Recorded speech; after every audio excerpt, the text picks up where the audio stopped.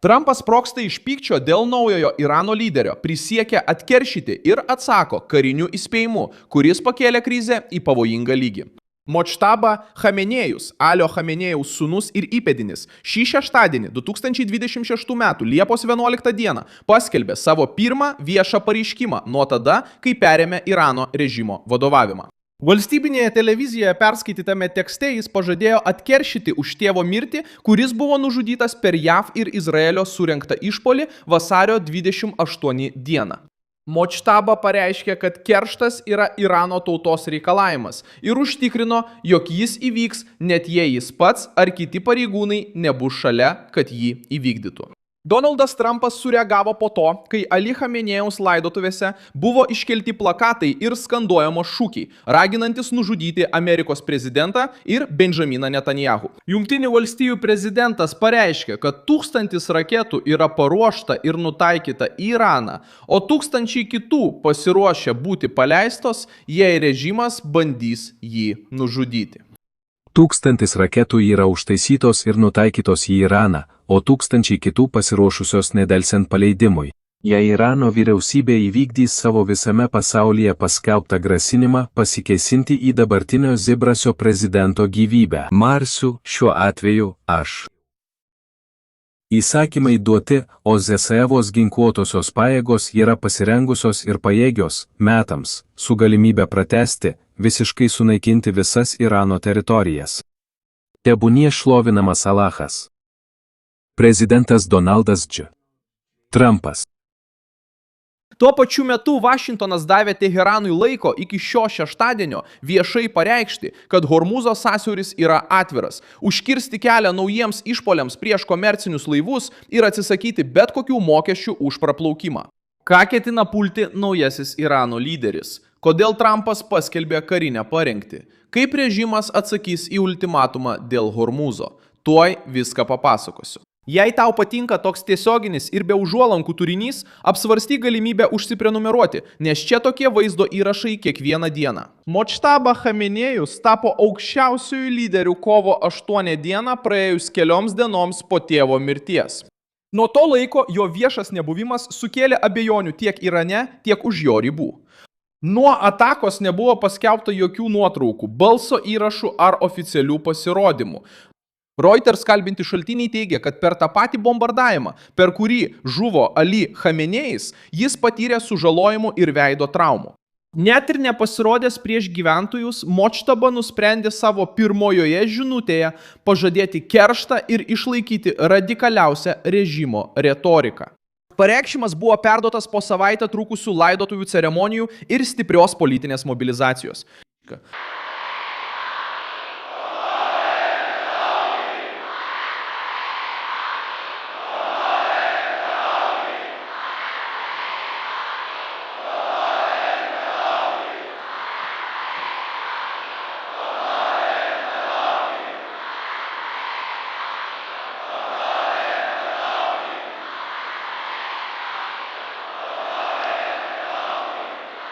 Močtaba pareiškė, kad bus atkeršyta už buvusio lyderio ir per 2 karus žuvusiųjų kraują. Jis taip pat bandė išplėsti grėsmę, sakydamas, kad misija priklausys ne tik nuo Irano valdžios institucijų, bet ir nuo šalininkų visame pasaulyje. Šis pareiškimas siekia parodyti Irano vadovybės tęstinumą, bet taip pat atskleidžia spaudimą lyderiui, kuris dar nepasirodė viešai nuo tada, kai buvo išrinktas su revoliucinės gvardijos palaikymu. Donaldas Trumpas atsakė triuškinančių perspėjimų. Prezidentas pareiškė, kad 1000 raketų yra paruoštos ir nukreiptos prieš Islamo Respubliką. Pasak jo, 1000 kitų raketų galėtų būti paleistos nedelsiant, jei Iranas bandytų jį nužudyti. Donaldas Trumpas pareiškė, kad įsakymai jau buvo duoti ginkluotosioms pajėgoms ir pažadėjo atsaką galintį smogti svarbioms teritorijoms per užsitęsusią ofensyvą. Žinutė aiškiai parodė, kad bet koks planas prieš jo gyvybę būtų laikomas tiesioginiu išpoliu prieš Jungtines valstijas. Įspėjimas kilo ne tik dėl Močtabos pareiškimo. Izraelis perdavė Jungtinėms valstijoms žvalgybos informaciją, kuri rodytų, kad Iranas rengia naują planą prieš Trumpą. Izraelio medžiaga rodė, kad Teheranas svarsto dar vieną bandymą nužudyti Amerikos prezidentą.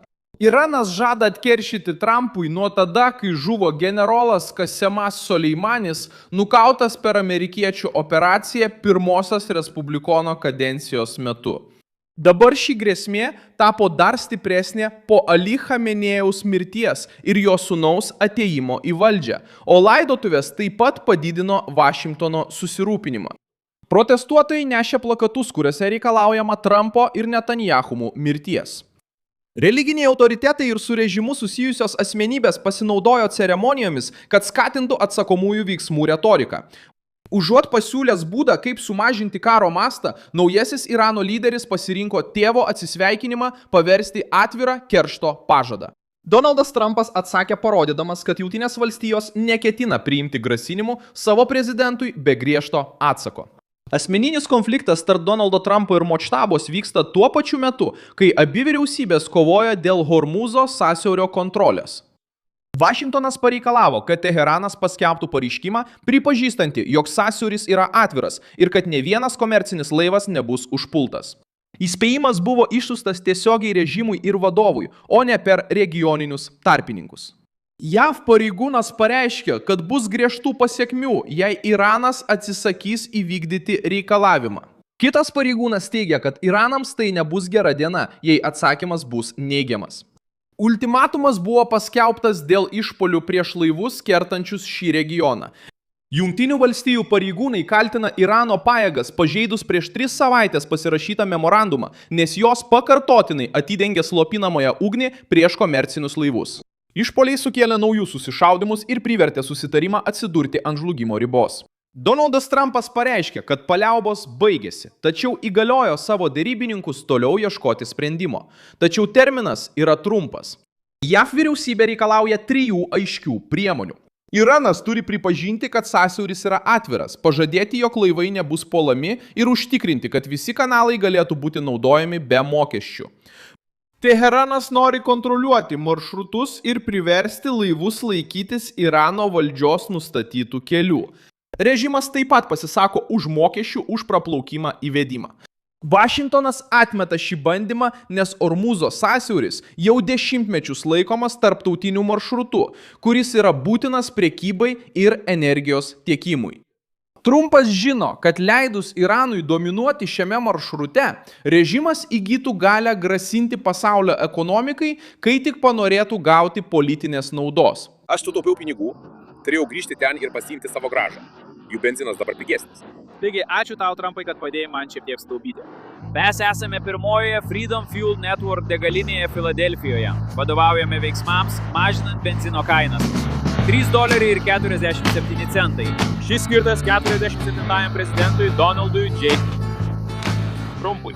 Čia benzino kaina yra 50 centų mažesnė nei vidutinė Pensilvanijos valstijos kaina.